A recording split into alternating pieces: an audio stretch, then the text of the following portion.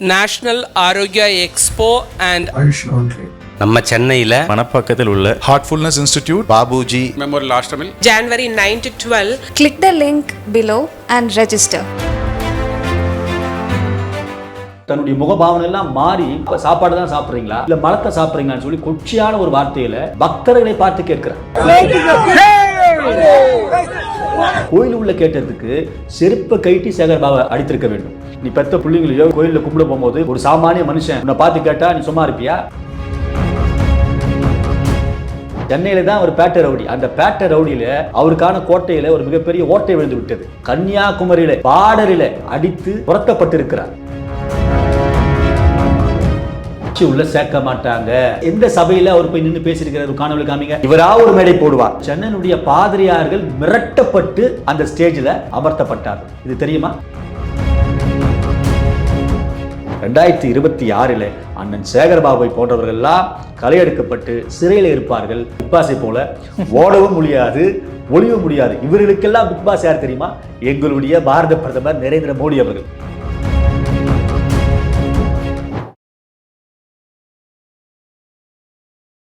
இளையபாரத நேயர்களுக்கு வணக்கம். இன்றைக்கி நம்ம நேர்களில் நம்ம சிறப்பு விருந்தினர் பாஜகவின் சிறுபான்மையினர் அணி சமூக ஊடக பொறுப்பாளரான சாமுவேல் சார் நம்ம நுழைஞ்சிருக்காரு. சார் வணக்கம் சார். வணக்கம் சார். அதாவது இப்போது அமித்ஷா அவர்கள் வந்து நேற்றுக்கு நயினார் நாகேந்திரனுடைய நடைப்பயணம் எண்டுக்கு வருது, அதனால் மேடை ஏறி பேசினார். பேசும்போது ஒரு விஷயம் சொல்கிறாரு, அதாவது திமுக ஆட்சி வந்து ஹிந்துக்களுக்கு எகெயின்ஸ்டான ஒரு ஆட்சி, அந்த மாதிரி ஒரு விஷயத்த சொல்லியிருக்காரு. என்னதான் சொல்ல வராரு அதில்? கண்டிப்பாக சொல்கிறேன். குறிப்பாக நேற்று எங்களுடைய பாஜகவினுடைய மாநில தலைவர் அண்ணன் நயினார் நாகேந்திரனுடைய அந்த யாத்திரை மிக பிரம்மாண்டமான யாத்திரை. நேற்று நிறைவு விழாவுக்கு எங்களுடைய உள்துறை அமைச்சர் அமித்ஷா அவர்கள் வந்தார். ரொம்ப பிரம்மாண்டமான ஒரு மீட்டிங் அங்கே வந்து நடத்துனாங்க. எத்தனையோ ஆயிரங்களுக்கு மேலாக தொண்டர்கள் குவிந்தாங்க. காவல்துறை வந்து நிறைய தொண்டர்களை கூட உள்ளே விடலை. அது ஸ்டேஜ்லேயே வந்து எங்களுடைய முன்னாள் மாநில தலைவரான அண்ணாமலை அவர்கள் பேசி முடிக்கும்போது காவல்துறைக்கு வேண்டுகோள் எடுத்தார். அஸ்வந்த் மன்னா அவர்கள் வந்து காவல்துறையோடு கூட தர்க்கம் செய்த காணொலி காட்சிலாம் நம்ம பார்த்தோம். நேற்று காவல்துறை அந்த பிரம்மாண்டமான கூட்டத்தை மீடியாவுக்கு காமிக்கக்கூடாதுன்னு சொல்லி நம்முடைய திமுகவினுடைய அரசாங்கம் பற்றி தான் உங்களுக்கு தெரியுமே. காவல்துறை அவருடைய ஏவல்துறையை மாறி நிறைய வாகனத்தை அங்கே நிறுத்தினாங்க. நிறைய பேரை தொண்டர்களை உள்ளே விடலை. அப்படி இருந்தும் மிக ஏகோபித்து ஒரு ஸ்பீச்சை வந்து நேற்று அங்கே உள்துறை அமைச்சர் அமித்ஷா அவர்கள் ரொம்ப ஆணித்தரமாக அழுத்தமாக பதிவு செய்தார். ஏனென்றால் அவர் வந்து இப்போது அடுத்தது எலெக்ஷன் கமிஷன் இப்போ வந்து கவர்மெண்ட் கையில் எடுத்துகிறோம். இன்னொரு முடிஞ்சு போனால் 2 வாரம் 3 வாரம் தான் இந்த திமுகவுடைய ஆட்சியினுடைய அதிகாரத்தில் அமைச்சர்கள், முதல்வர் அவர்கள், துணை முதல்வர் அவர்கள், அக்கா கனிமொழி அவர்கள் எல்லாம் வந்து கொஞ்சம் அப்படியே பார்க்கணும். அதுக்கப்புறம் எலெக்ஷன் கமிஷன் கையில் எடுத்த உடனே அடுத்தது எங்களுடைய அமித்ஷாவுடைய ஆட்டம் தான் கண்டிப்பாக தொடரும். அவர் ஆல்ரெடி இப்போ ஈசிஆர்லையோ ஓஎம்ஆர்லையோ இங்கே ரூம் எடுத்துட்டாங்க. வந்து இங்கே வந்து ஒரு 2 மாதம் 2.5 மாதம் இங்கே தான் தங்க போகிறாங்க. ஆமாம், அடுத்த இலக்கு கண்டிப்பாக தமிழகம் தான். என்டிஏ கூட்டணி தான் வெற்றி பெறும். அதில் எந்த விதமான மாற்று கருத்தும் கிடையாது. எடப்பாடியார் அவர்கள் தான் முதலமைச்சராக உட்காருவார். அடுத்த துணை முதலமைச்சர் அமைச்சர்கள் அங்கே அமித்ஷா யார் சொல்கிறார்களோ அவர்களும் உட்காருவார்கள். ஆட்சி மாற்றம் கண்டிப்பாக மக்கள் எல்லாம் தீர்க்கமாக நாங்கள் நம்புகிறோம். தீர்க்கமாக என்டிஏனுடைய கூட்டணிக்கு ஓட்டு போடுவார்கள். குறிப்பாக இந்த ஆட்சியினுடைய அவலத்தை நேற்று அங்கே வந்து புட்டு வைத்தார். சிறுபான்மையுடைய பாதுகாவலன் என்று சொல்லி இந்த திமுகவினுடைய நாடக கம்பெனி மேடைக்கு மேடை பேசிக்கொண்டு இருக்கிறது. ஏனென்றால் சிறுபான்மையுடைய மக்களை இன்னும் அவருடைய தகப்பனை போல ஏமாற்றி கொண்டு ஓட்டை வாங்கி கொண்டு இருக்கிறது இந்த திராவிட முன்னேற்ற கழகத்தினுடைய அரசு. அதையும் தாண்டி மக்களுக்கு, அதாவது இந்துத்துவ மக்களுக்கு என்னென்னலாம் கேடு விளைவிக்கிறது இந்த திராவிட முன்னேற்ற கழகத்தினுடைய அரசாங்கம், அது குறிப்பாக அறநிலைத்துறையினுடைய கட்டுப்பாட்டில் இருக்கின்ற அண்ணன் ரவுடி சேகர் பாபு அவர்களுடைய தலைமையில் ஆங்காங்கே நம்ம சென்னையில் கூட பார்த்தா தமிழிசை அவருக்கு எதிராக ஒரு தர்க்கத்தை இங்கே வைத்தார். அவங்க கேட்டதுக்கு கூட 2 பேர் வந்திருக்கிறாங்க விடுங்கன்னு சொல்லி. ஆனால் இவர் மட்டும் கும்பலாக போகிறாரு, ஏதோ ஒரு தர்க்கத்தை வைத்தார். இப்படிப்பட்ட அவல நிலை, அதாவது தொடர்ந்து இவர்களுக்கு இவர் திமுகவுக்கு இந்து ஓட்டினால்தான் இவர்கள் ஜெயித்தார்கள் என்பதை மறந்து, சிறுபான்மை ஓட்டு ஒரு பக்கம் இருந்தாலும் இந்துத்துவவாதிகள், அவர்களுடைய அமைச்சர்கள் எல்லாம் இந்துக்கள், தெய்வ வழிபாட்டில் மிக தேறினவர்கள், பக்தி உள்ளவர்கள். சொந்த முகாசனுடைய சொந்த மனைவியே வந்து கோயிலுக்கு ஏறாத கோயிலில் இப்போ கூட திருப்பதி போயிட்டு அங்க பிரதர்சனம் பண்ணிட்டு வந்திருக்கிறாங்க. அவங்க இனிமேல் எந்த கோயிலுக்கு போனாலும், எப்படிப்பட்ட தீர்க்கமான தேவாலயங்களுக்கு போனாலும் 2026 அவர் திரும்பவும் வந்து நம்முடைய முதலமைச்சர் வந்து அரசாணையில் உட்கார மாட்டார். ஆகவே அமித்ஷா அவர்கள் சொன்னது போல புத்தி உள்ள இந்துக்கள் தெளிவடைந்து மாற்றத்துக்கான அரசியலுக்கு அவர்கள் கண்டிப்பாக வர வேண்டும். குறிப்பாக திருமாவளவனை போன்றவர்கள் எல்லாம் சிதம்பரத்தில் டெபாசிட் கூட வாங்க விடக்கூடாது. ஏனென்றால் அவர் பாருங்க கிட்டத்தட்ட அந்த தொகுதியினுடைய இந்துத்துவத்தினுடைய நாடாளுமன்றத்தில் ஒட்டுமொத்த இருக்கின்ற மிகப்பெரிய பக்தர்கள்லாம் அங்கே இருக்கிறாங்க. நிறைய கோயில்கள் அங்கே இருக்கிறது. அந்த கோயிலெல்லாம் பார்த்து சிலையை பார்த்து என்ன சொன்னார், அசிங்கமான ஒரு வார்த்தையாக சித்தரித்தார். ஆனால் இதையெல்லாம் கேட்டுக்கொண்டு இந்த இந்துக்கள் எதற்காக இந்த திமுகவுக்கு ஓட்டு போடுகிறார்கள் என்று சொல்லி தெரியவில்லை.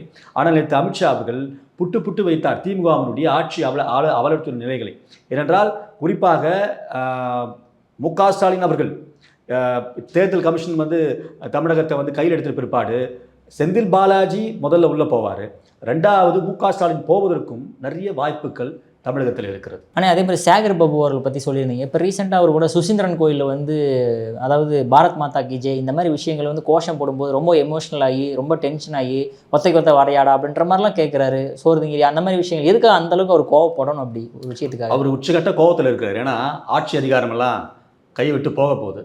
இன்னொன்று பார்த்தீங்களா, எங்கள் அக்கா தமிழிசை அக்காவை எங்கள் சென்னையில் அங்கே எதிர்பாராத விதத்தில் வந்து அவங்க வரும்பொழுது தர்க்கமெல்லாம் பண்ணார். ஏன்னா அங்கே போய் வந்து இவர் பருப்பை வந்து அங்கே வேவார். ஏன்னா எங்கள் அக்காவுடைய பார்டர் அது தூத்துக்குடி கன்னியாகுமரிலாம்.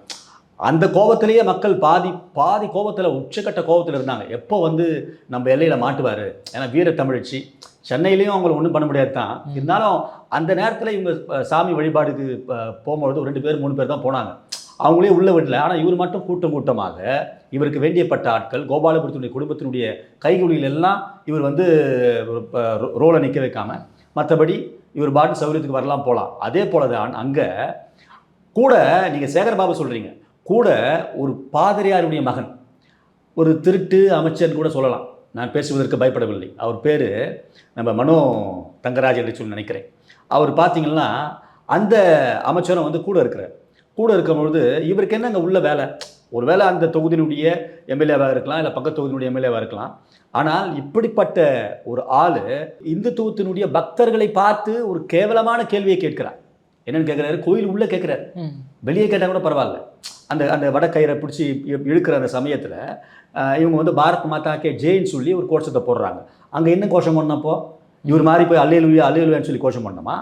அவர்கள் சரியான கோஷத்தை தான் போட்ட பிற்பாடு இவர்களுக்கு கோபம் வருகிறது. அந்த வார்த்தையை கேட்கும்போது உண்மையான பக்தன் கடவுளை பார்த்து, பூமி மாதாவை பார்த்து ஒரு உண்மையான அடி வயிற்றிலிருந்து தன்னுடைய பக்தியை வெளிப்படுத்துகிற ஒரு உண்மையான வார்த்தை பாரத் மாதா கே ஜெய் என்று சொல்லி. பாரத் மாதா கே ஜெய் என்று சொன்னால் பூமி தேவதைக்கு அது ஓகே சார். அது போக மட்டும் இல்லை, வீர சிவாஜி வாழ்க, சர்வார்கர் வாழ்க.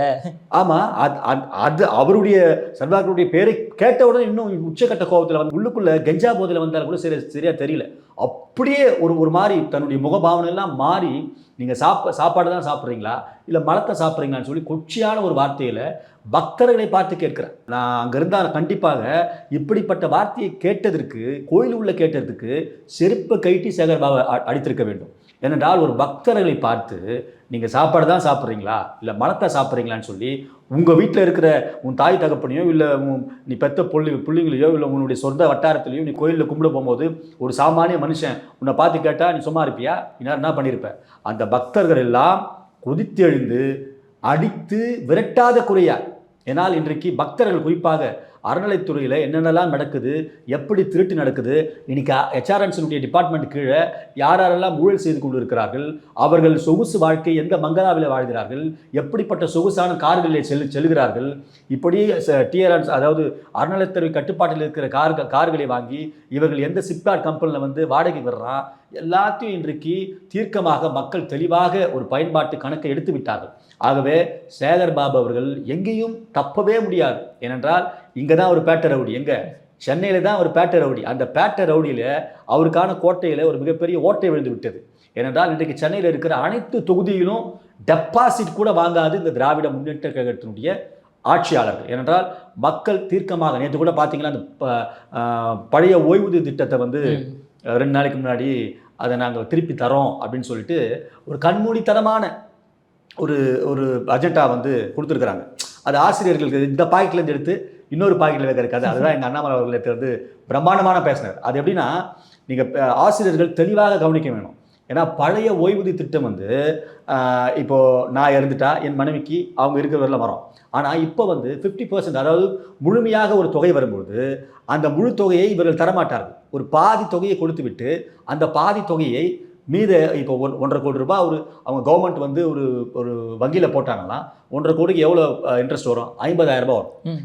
இப்போ இவங்க ரிட்டையர்ட் ஆகும்போது அந்த இப்போ 1 கோடி ரூபாவோ 50 லட்ச ரூபா ஒருத்தர் வருதுன்னா அந்த 50 லட்ச ரூபாவை தந்து அதுக்கான ஓய்வூதிய திட்டத்தை பாதி மாதம் கண்டிப்பாக தரணும். ஆனால் இவங்க அப்படி தரல. பாதி தந்துட்டு ஒரு சேஃப் ஃபண்டபிள் பாதி தந்துட்டு அந்த பாதியிலேருந்து எடுத்து வட்டிக்கு விட்டு மாதம் கொஞ்சம் கொஞ்சமாக தருவதாக ஒரு கண்மூடித்தனமான ஒரு அஜெண்டாவை தான் இன்றைக்கி சொல்லியிருக்கிறாங்க. ஆகவே இது வந்து ஆசிரியர்கள் மத்தியில் நான் தான் ஸ்வீட்டு ஊட்டா கூட அங்கே என்ன கல்லா பேசுகிறானுங்களோ அந்த ஜெக்டோ ஜியோவா அவங்ககிட்ட கூப்பிட்டு என்ன ஒரு வாதத்தை வச்சாங்களோ இல்லை என்ன ஒரு அஜெண்டா வச்சாங்களோ என்ன பேசுகிறாங்கன்னு சொல்லி தெரியல. ஆனால் பல ஆசிரியர்கள் மத்தியில் மிகுந்த ஒரு மனநிறைவான ஒரு இது ஒரு உறுதியாக அவங்க எண்ணத்தில் படலை, ஒரு சலசலப்பை தான் உண்டாக்கி இருக்குது. அந்த வகையில் சேகர்பாபு அவர்கள் இன்றைக்கு கன்னியாகுமரியிலே பார்டரில், அதாவது தமிழகத்தினுடைய பார்டரில் அடித்து துரத்தப்பட்டிருக்கிறார். வெளியே வந்துட்டார். பார்த்தீங்களா? அவர் கோஷம் போட்ட உடனே இவரால் தாங்கிக் கொள்ள முடியல. ஏன்னா இங்கே எங்கள் அக்கா ஒரு 4 பேர் கூட தான் போனாங்க, அவங்க சாமி கும்பிட போகிறாங்க. ஆனால் அங்கே பாருங்கள், நீங்கள் அங்கே வகையா அங்கே இருக்கிற அமைச்சர்கள் 2 பேரும், அதாவது சிட்டிங் அமைச்சர்கள், தமிழகத்தினுடைய முக்கியமான புள்ளிகள் 2 பேரும் கோயிலுக்குள்ளேவே அடிக்காத குறியாக அவர்கள் மக்களால் கோஷம் போட்டு வெளியே துரத்தப்பட்டிருக்கிறார்கள். ஆகவே தீர்க்கமாக அந்த சாமியே நீங்கள் இந்த தமிழ்நாட்டை விட்டு வெளியே போங்கடான்னு சொல்லி ஒரு முன்னுதாரணமாக இன்றைக்கு கன்னியாகுமரியிலே சுசீந்திரனுடைய அந்த ஆலயத்தில் நடந்திருப்பதை நாம் பார்க்கிறோம். ஓகே சார், அதே மாதிரி இப்போ சேகர்பாபு அவர்கள் இப்போ யாரை கேள்வி கேட்டாலுமே வந்து ஏன் ஹிந்து கோயில் இப்படி நீ பேசுறியே, நீ இதே வந்து ஒரு சர்ச்சில் பேசிட முடியுமா, இல்லை இஸ்லாமியர்கள் கோயில் உன்னால் பேசிட முடியுமா? சர்ச்சு உள்ள சேர்க்க மாட்டாங்க. சர்ச்சு உள்ள எந்த சபையில் அவர் போய் நின்று பேசியிருக்கிற ஒரு காணொலி காமிங்க. இவராக ஒரு மேடை போடுவார். ஏன் சார்? அதான் எனக்கு நியாயமான கேள்வி. அவர் பார்த்ததே கிடையாது. ஏன் மேடை போட்டு அலையில சொல்லுவார். இவராக ஒரு மேடை போடுவார். கிறிஸ்மஸ் விழா பார்த்தீங்களா? கிறிஸ்மஸ் விழாவில் பாதிரியார்கள், சென்னையினுடைய பாதிரியார்கள் மிரட்டப்பட்டு அந்த ஸ்டேஜில் அமர்த்தப்பட்டார்கள். இது தெரியுமா?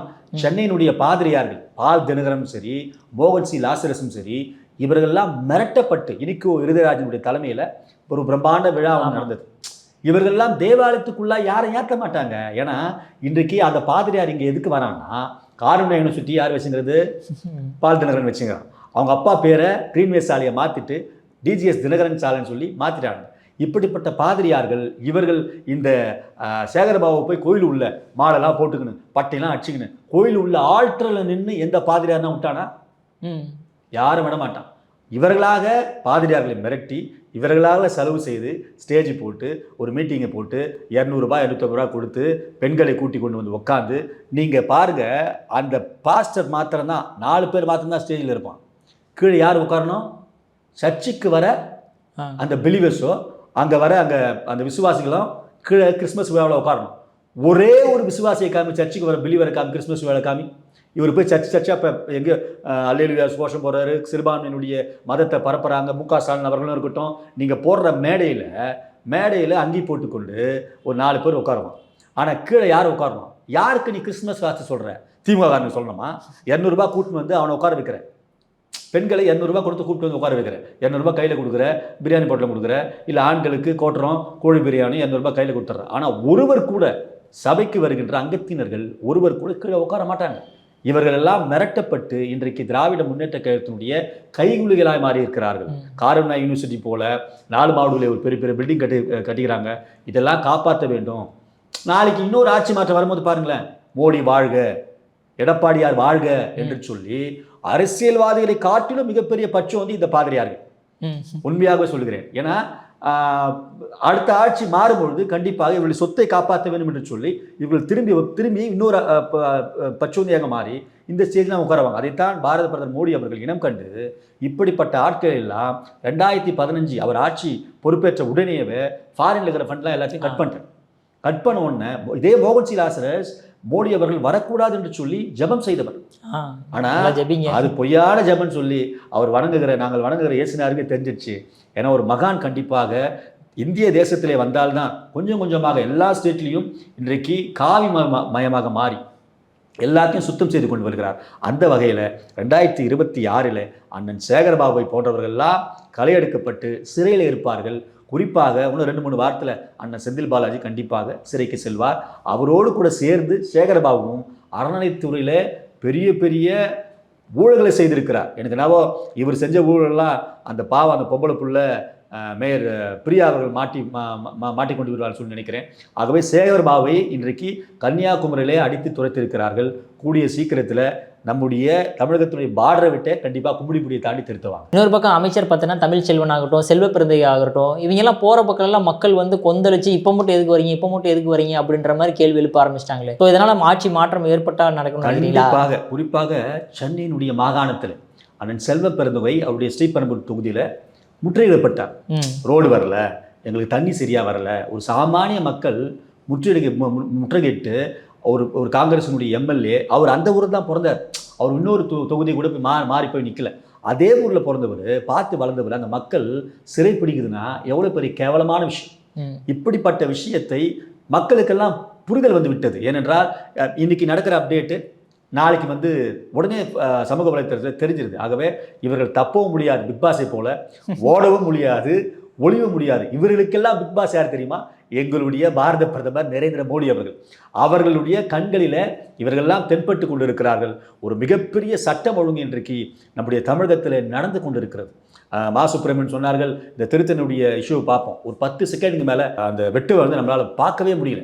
ஏனென்றால் அந்த பசங்க பாருங்க, இன்னைக்கு அதிரடி கார்கேவா அஷ்ரா கார்கே அவர்கள் எங்களுடைய பாஜகவுடைய அண்ணாமலுடைய அந்த ட்விட்டர் பக்கத்தில் நீக்கி விடுங்கள், அதே போல் ஏடிஎம்கினுடைய அந்த கல்யாணம் சுந்தரமணி சொல்லி நினைக்கிறேன், நீக்கிடுங்க, அந்த திருத்தனுடைய இஷ்யூ நீக்கிடுங்க, ட்விட்டரில் நீக்குன்னு சொல்லி ஒரு அதிரடியான ஒரு இதில் கமெண்ட்லாம் போட்டாங்க. ஏன்னா நீக்கிட்டா இன்னொருத்த வந்து தப்பை பண்ண மாட்டானா? அப்போ இந்த கத்தியத்தை வெட்டினானுங்களே இவனுங்க யாரை பார்த்து இதை பண்ணானுங்க? திருத்தணியில் ஒரு சம்பவம் நடக்கிறது. திருத்தணியில் ஒரே ஒரு போலீஸ் ஸ்டேஷன் தான் இருக்கும், டவுன் பஞ்சாயத்து போலீஸ் ஸ்டேஷன். இந்த பையன் என்ன பண்ணுறான்னா, அப்போ தான் வரான் சென்ட்ரல்லேருந்து வந்து தன்னுடைய சுராஜ் சொல்லி நினைக்கிறேன், அவன் அப்போ தான் வரான் சென்ட்ரல்லேருந்து, ஒரிசா மாநிலத்தை சேர்ந்தவன். அவங்க அப்பா வந்து நடராஜ், அவர் பேர் நடராஜ் சொல்லி நினைக்கிறேன். அவன் வேலைக்கு தான் வரான். வந்த பிற்பாடு தன்னுடைய நண்பர்களிடத்தில் பேகை வைத்துக்கொண்டு பெங்களூரில் ஒரு ஃப்ரெண்டு இருக்கிறான். அந்த ஃப்ரெண்டை பார்ப்பதற்காக மாறி வந்து ரயில் ஏறிடுறான். ஒடிசா மாநிலத்தில் சேர்ந்தவங்க வந்து ஹிந்தி வந்து அதிகமாக பேச மாட்டாங்க. ஒரியா தான் மொழியில் பேசுவாங்க. அவன் பேசுகிற ஹிந்தி கூட இவங்களுக்கு நிறைய பேருக்கு, அந்த ஒரியா மொழி கூட நிறைய பேருக்கு புரியாது. அப்போ இவனை வந்து ட்ரெயின் உள்ள வந்து சும்மா ரீல்ஸ் போடுறாங்க. அந்த பெட்டியில் வந்து 5 பேர் 20 பேர் தான் இருக்கிறாங்க. அப்போ ஒருமித்த குரலை கூட அங்கே வந்து கொடுப்பதற்கு நம்முடைய தமிழகம் பயந்து கொண்டு இருக்கிறது. ஏன்னா 5 பேர் இவனுங்க புகைப்படத்தை 5 பேராக தெரிகிறாங்க, ஆனால் வீடியோவில் 4 பேர் தான் தெரிகிறாங்க. இவனை கொண்டு போயிட்டு அங்கே வந்து ஒரு புதருக்குள்ளே கொண்டு போய் அங்கே ஏற்கனவே ஒரு பெண்ணின் சடலம் அங்கே இருந்ததாக 15 நாட்களுக்கு முன்பதாக இருந்ததாக ஒரு தகவல். இன்றைக்கு சட்டம் ஒழுங்கு சந்தி சிரித்து கொண்டு இருக்கிறது. ஏன்னா ஒரு சின்ன பசங்க 18 வயசு கூட வராத பசங்க இன்றைக்கி வந்து அதில் வந்து 4 பேரில் ஒருத்த வந்து ஜாமீனில் தன்னுடைய சொந்த விடுப்பில் வந்து விட்டு இருக்கிறாங்க. ஏன்னா அவன் மெடிக்கல் இதில் இருக்கிறான், இல்லை வந்து படிக்கிறான் என்ற ஒரு காரணம் காட்டி. அப்போது இவனை வெளியே விட்டவொடனே இவர் வந்து இப்போ ஐநா சபைக்கு போகிறாரு, இல்லை அவனுங்களை வந்து சீர்திருத்தல் பள்ளிக்கு அனுப்பிச்சிட்டு திரும்பி அவனுக்கு வெளியே வந்தவுடனே திரும்ப தவளவத்தா இவர்கள் வந்து பிளான் பண்ணி செய்கிறாங்க. ஏன்னா இது வந்து நம்ம இப்படிப்பட்ட ரீல்ஸை போட்டால் ஒரு நாளில் ஃபேமஸ் ஆகிடுவோம். அப்போ பாருங்க, இதனால் சட்டம் ஒழுங்கு கெடுது, முதலமைச்சருடைய பேர் கெடுது, மக்கள் பெண்கள் வந்து நடமாட முடியாத ஒரு சூழ்நிலைப்படுது. இப்படிப்பட்ட ஆட்கள் எல்லாம் எங்களுடைய யூபி அரசாங்கத்தை நடத்தி கொண்டு இருக்கிற மதிப்புமிகு யோகியினுடைய ஐயாவுடைய கட்டுப்பாட்டில் இருந்தால் இன்றைக்கு புல்டோசர் வச்சு 7 பேர் சுட்டு கொண்டு இருப்பார். ஆனால் இவர்கள் பாருங்க, ஒரு சமூகத்தினுடைய நிகழ்வு நடக்குது, அந்த ட்விட்டரை எடுங்கன்றான். அப்போ எப்போ இந்த காவல்துறை என்ன ஒரு முட்டாள்தனமான ஒரு பொறுப்பு டிஜிபி, அவர் பொறுப்பு டிஜிபிக்கினுடைய பொறுப்பு டிஜிபி, இவர் பொறுப்பு டிஜிபி இல்லை. அவர் இன்னும் 6 மாதத்துக்குள்ளே ரிட்டையர்ட் ஆக போகிறார். 6 மாதத்தில் ரிட்டையர்ட் ஆகக்கூடிய ஒரு காவலுடைய அதிகாரியை வந்து இன்னொரு அதிகாரத்தில் மாற்றவே கூடாது அஜெண்டாவில். இது மிகப்பெரிய ஒரு அப்பன்ஸ். அப்படிப்பட்ட இவர் பாருங்க, அந்த கரூர் சம்பவத்தை நம்ம பார்த்தோம்னா உடனே மறுநாள் காலையிலே விட்டார். இவருடைய தலைமையில் தான் ஆய்வு நடந்தது. அப்போது இவர் மக்களுக்காக இவர் வந்து இங்கே காவல்துறை வந்து வேலை செய்யலை, கோபாலபுர குடும்பத்திற்காக இன்றைக்கு காவல்துறை வேலை செய்து கொண்டிருக்கிறது. இப்படிப்பட்ட சூழ்நிலையெல்லாம் கண்டிப்பாக 2026 மாறும் என்பதில் எந்த விதமான வாய்ப்பும் கிடையாது. சார், அதே மாதிரி இப்போ சுராஜை பற்றி சொன்னீங்க. இப்போ எல்லாருமே பாஜக எழுப்பக்கூடிய கேள்வி என்ன, வேர் இஸ் சுராஜ், எங்கே போனாப்புல, அவர் என்னதான் ஆனாச்சு, என்னதான் பண்ணாங்க? அதாவது திருவள்ளூருடைய ஹாஸ்பிட்டலுக்கு ஒரு கொண்டு போகிறாங்க, 108 100 எதுக்கோ ஃபோன் பண்ணாங்க. ஏன்னா முதல் இது வந்து 2 மாநிலத்தினுடைய கட்டுப்பாட்டில் இந்த ரயில்வேனுடைய அதிகாரம் இருக்கிறது. ஒன்று தமிழகத்தினுடைய காவல்துறையும் இருக்கும், அதில் சென்ட்ரல் கவர்மெண்ட் காவல்துறை இருக்கும். அதில் ஒரு சிக்கல் இருக்கிறது. ஏற்கனவே ஒரு கொலை நடந்திருக்கிறது. அந்த கொலையில் கண்டிப்பாக நம்ம வந்து இவனுங்க பண்ண அந்த ஃபூட்டேஜை தான் நம்ம பார்த்தோம். இவன் என்ன பண்ணுறான்னா உள்ளே வந்து ட்ரெயினில் ஒரு ரீல்ஸ் போடுறான். அதை ஒருத்தன் வந்து எடுக்கிறான். அந்த எடுத்தவன் யாருன்னா இவன் வெளியே வந்தான் பாருங்க. வெளியே வந்தவன் தான் எடுக்கிறான். அவன் ஒரு ஊனமுற்றோர்னு சொல்லி சொல்கிறாங்க, சரியாக தெரியல. ஆனால் வந்து தன் உடல் ரீதியாக மருத்துவம் எடுத்து கொண்டு இருக்கிறான் அந்த பையனா. அவன் தான் என்ன பண்ணுறான், அப்டேட் பண்ணுறான். அப்டேட் பண்ண பிற்பாடு அவனை கொண்டு இவன் திருத்தனில் கடைசி ஸ்டாப்பிங் என்று சொல்லி நினைக்கிறேன். இவன் இறங்கும் போது அந்த பையனை கொண்டு போகிறாங்க. கொண்டு போயிட்டு ஆல்ரெடி அங்கே ஒரு சடலத்தை எலும்பு கூடாக மீட்கிறாங்க. அந்த இடத்துல கொண்டு போயிட்டு என்ன பண்ணுறாங்கன்னா, இவன் முறைத்து பார்த்ததற்காக அடித்தார்கள் என்று சொல்லி யார் சொல்கிறது? காவல்துறை சொல்லுது. நேற்று அது இது எவ்வளோ பெரிய அவல நிலை பாருங்க. இதுக்கு முன்னாடி அந்த முறைத்து பார்த்ததற்காக சொந்தக்காரர் யாரு? அண்ணன் திருமாவர்கள். அப்போ புரிதுங்களா? முறைத்து பார்த்ததுக்காக அடித்தார்கள். இப்படிப்பட்ட வார்த்தை அடங்கமறு, அத்துமீறு, மீசிய முறுக்கு, திமிரி எழு, ஒருவர் விடுதலை சிறுத்தையினுடைய தொண்டர்களுக்கும் 10 கேஸு 5 கேஸ் இருக்குன்னு சொல்லி இப்படிப்பட்ட கேவலமான காரியத்தெல்லாம் பேசினான திருமாவனுடைய புள்ளிங்க தான் அது செஞ்சிச்சு. அவருடைய வாரிசு தான் செஞ்சிச்சு. இவர் பாருங்க கலராக அடிச்சுன்னு வந்தான்னா நம்ம வீட்டில் நம்ம பிள்ளைங்க கொஞ்சம் முடி வச்சுருந்தாலும் என்ன பண்ணுறோம், 2 தலைமலை தட்டு போய் வெட்டுறான்றோம். ஆனால் திருமாவனுடைய மீட்டிங்கில் கலராக அடிச்சுன்னு வர அவங்களை என்கரேஜ் பண்ணுறாரு. கேஸு கண்டிப்பாக வாங்குன்றாரு, எங்கன்னா கொள்ளடின்றாரு, எங்கன்னா திருடுன்றாரு, எங்கன்னா போய் கேபிள்காரங்கிட்ட போய் கட்டிங் வாங்குன்றாரு, வழிபறி பண்ணுன்றார். இந்த 4 பேரில் 2 பேருடைய வழக்கு வந்து ஆல்ரெடி ஸ்னைன், அதாவது வழிபறினுடைய குற்றங்களில் ஈடுபட்டிருக்காங்க. திருத்தணியில் நிறைய கேஸ் வந்து இவங்களுக்கு வந்து ஃபைல் ஆகிருக்கு. ஆகவே இந்த சுராஜை கொண்டு போகிறாங்க. ஆம்புலன்ஸ் வருது. ஆம்புலன்ஸ் வந்தவுடனே திருவள்ளூருடைய ஜிஹெச் கொண்டு போகிறாங்க. ஏன்னா ஜிஹெச்சில் தான் நல்லா பார்க்க மாட்டாங்களே. ஏன்னா அந்த ஜிஹெச்சில் கெஞ்சா இல்லை படுது. நம்ம மாசு சொன்னார் பார்த்தீங்களா, கெஞ்சா எங்கேயாவது இருந்தால் அவருடைய சொன்னீங்கன்னா அவருடைய பேர் ரகசியமாக பாதுகாக்கப்படும். அப்போ அங்கேயே ட்விஸ்ட் வச்சிடறாரு. நீங்கள் சொல்லக்கூடாது, சொன்னால் நாங்கள் ஆளை போட்டு என்ன பண்ணுவோம், துன்புறுத்துவோம், இல்லை பொய்யான தகவல் சொல்லி உங்களை பிடிச்சி எஃப்ஐஆர் போடுவோம் அப்படின்னு சொல்லி அங்கேயே ஒரு ட்விஸ்ட்டை வச்சு அவர் சொன்ன மாத்திரத்தில் அவலநிலை கவர்மெண்ட் ஜிஹெச்சினுடைய பேக் சைடில் ஒரு கெஞ்சா செடி வளருது. ஆகவே இவர்களெல்லாம் இவர் இந்த ஆட்சியில் 0 கெஞ்சா 0 போதைப் பொருள்னு சொல்லி சொன்னார். மங்கை என்ற படத்தை எடுத்தவர் யாருன்னு தெரியுமா? ஜாஃபர் சாதிக். இன்னைக்கு அவன் எங்கே இருக்கிறான்னு தெரியல. கோபாலபுரம் குடும்பமே அவனுடைய அந்த மீத்தேனுடைய பணத்தில் தான் இன்னைக்கு வந்து சாப்பாடு சாப்பிட்டு கொண்டு இருக்கிறது. அவருடைய பணத்தில் தான் அந்த நம்முடைய உதயநிதியினுடைய மனைவியார் படமே எடுத்தாங்க. இப்போது அதே போல் ராமேஸ்வரத்தில் திமுகவனுடைய ஒரு மிகப்பெரிய ஒரு பதவியில் இருக்கிறவர் அங்கேருந்து பவுடரை வந்து கடத்தி கொண்டு வந்ததாக தகவல்லாம் நம்ம பார்த்தோம் இந்த ஆட்சியில். இவர்கள்லாம் போதையில் இருக்கிறாங்களா, இல்லை மயக்கத்தில் இருக்கிறாங்களா, இல்லை வந்து இன்னைக்கு நடந்தது நாளைக்கு மறந்துடுறாங்களான்னு சொல்லி மாசு போன்றவர்கள் தெரியல. ஆகவே சுராஜ் என்ன பண்ணுறாங்க, திருவள்ளூருடைய நம்ம ஹாஸ்பிட்டல் கொண்டு போகிறாங்க. கொண்டு போன பிற்பாடு இதை ஊடகங்கள் பெரிதாக்கி, ஆகவே காவல்துறை பப்ளிக்காக வேலையே செய்யலை. முதலமைச்சர் என்ன பண்ணோம், அங்கே இருக்கிற சூப்பரண்ட் ஆஃப் போலீஸை எஸ்பியை கூப்பிட்டு, என்னையா நீ வேலை பார்க்குற, உன்னுடைய ஜோடி செக்ஷன் என்னையா நடக்குது, இந்த பசங்க தொடர்ந்து ரீல்ஸ் போட்டு வராங்க, அது காவல்துறை பாதி காவல்துறை ஸ்டேட் கவர்மெண்ட் கட்டுப்பாடு தான் இருக்கும், அவங்களை கூப்பிட்டு அங்கே வான் பண்ணுங்க, எங்கே கெஞ்சா கிடைக்குது, எப்படி எந்த ஒரு ஒருத்தன் வந்து அதில் வந்து குக்கரா விலாங்காடை ஒருத்தன் சேர்ந்தவன், ஒருத்தன் நெம்மிலின்னு சொல்லி ஒரு பஞ்சாயத்தை சேர்ந்தவன், இன்னொருத்தன் திருத்தணி, இன்னொருத்தன் பக்கத்து ஊர். இவங்களை எல்லாம் இனம் கண்டு இப்போ நம்ம பைக்கை சரக்கு அடிச்சுட்டு ஓட்டினா இப்போ இருக்கிற அந்த பிஎன்எஸ்னுடைய சட்டத்தின் பிரகாரம் என்ன பண்ணோம், பசங்களை பிடிக்கல. அந்த சின்ன பசங்க ஓட்டினா, அது 18 வயசு கீழே இருக்கிற பசங்க ஓட்டினா சட்டம் என்ன சொல்லுது, அவங்க அப்பா அம்மாவை தண்டனை கொடுங்கன்னு சொல்லுது. அதே போல் இவர்களை பிடிச்சி என்ன பண்ணுற, சீராருடைய சிறையில் போட்ட இவங்க அப்பா அம்மாவுக்கு கண்டிப்பாக சட்டத்தில் மிகப்பெரிய ஒரு தண்டனையை கண்டிப்பாக கொடுக்கணும். அந்த திருவள்ளூருடைய ஜிஹெச்சில் கொண்டு போன பிற்பாடு இதை ஊதி பெரிதாக்க போகிறார்கள் எதிர்கட்சி சமூகவாதிகள். அது இன்னும் கெட்ட பெயர் ஆகிடுன்னு சொல்லிட்டு அவர் ஒரு மிகப்பெரிய உயர்ந்த ஒரு அதிகாரி சொல்கிறாரு. அவன் எழுதி கொடுத்துட்டு எனக்கு எந்த பிரச்சனைன்னு சொல்லி எழுதி கொடுத்துட்டு போயிட்டான் அப்படின்னு சொல்கிறாரு. ஆனால் இன்னும் அந்த கடைசி வீடியோவை அது கூட ஏஏனா கூட சரி, அது கிராஃபிக்ஸான்னு சொல்லி தெரியல, அவன் தலையிலே கட்டு போட்டுக்கொண்டு நான் சுராஜ் பேசுகிறேன்னு சொல்லி பேசின வீடியோ வந்தது. அதை பார்க்கும்பொழுது இவர்களால் சித்தரித்து போட்டதா, உண்மையாகவே அவன் உயிரோடு கூட இருக்கிறானா, இல்லை உண்மையாகவே ஒடிசா மாநிலத்துக்கு சென்று விட்டானா என்று சொல்லி உண்மைத்தன்மையை கண்டிப்பாக நாம் அறிய வேண்டும். காவல்துறை எப்படி மூடி மறைக்கிறது என்று சொல்லி பாருங்கள். இதே ஒரு எதிர்கட்சியோ ஒரு பாஜக சார்ந்தவர்களோ சொன்னால் இவர்கள் மேடை போட்டு பேசுவாங்க. இன்னைக்கு திருமாவளவன் அண்ணன் இன்னைக்கு வந்து பார்த்தீங்கன்னா எங்கேயோ ஒரு இது கிறிஸ்மஸ் விழாவில் ஒரு நிகழ்வு பக்கத்து மாநிலத்தில் நடக்குது. ஆனால் இங்கே மேடை போட்டு இன்னைக்கு பேசி கொண்டு இருக்கிறார். தானி இல்லை, திக்கு இல்லை, தைரியம் இல்லை. உங்களுக்கு உண்மையாக தைரியம் இல்லாத அண்ணன் திருமாவளவன் திருத்தணியில் போயிட்டு திமுக ஆட்சி இப்படிப்பட்ட கேவலமான ஆட்சி நடக்கிறது, ஒரு அண்டை மாநிலத்தில் சேர்ந்த வேலை செய்ய வந்தவனை, வேலை தேடி கொண்டு இருந்தவனை ஒருத்தன் கஞ்சா போதில் போட்டு வெட்டுறான், என்னையா நீங்கள் ஆட்சி நடத்துறீங்கன்னு சொல்லி உங்களால் பேச இருக்குதா? சும்மானா ஒரு அறிக்கை இட்டீங்க சட்டம் ஒழுங்கு சீர்கொட்டுக்கணும் இருக்குன்னு சொல்லி. ஆகவே இப்படிப்பட்டவர்கள் எல்லாம் 2026 கண்டிப்பாக இந்த ஆட்சி கண்டிப்பாக வேரோடு கூட அறுக்கப்படும். Okay sir. சார் அற்புதமாக விளக்கம் கொடுத்தீங்க சார். உங்கள் பொண்ணா நேரத்தை இளையபாலில் ஒதுக்குனதுக்கு மிக்க நன்றி சார். நன்றி சார்.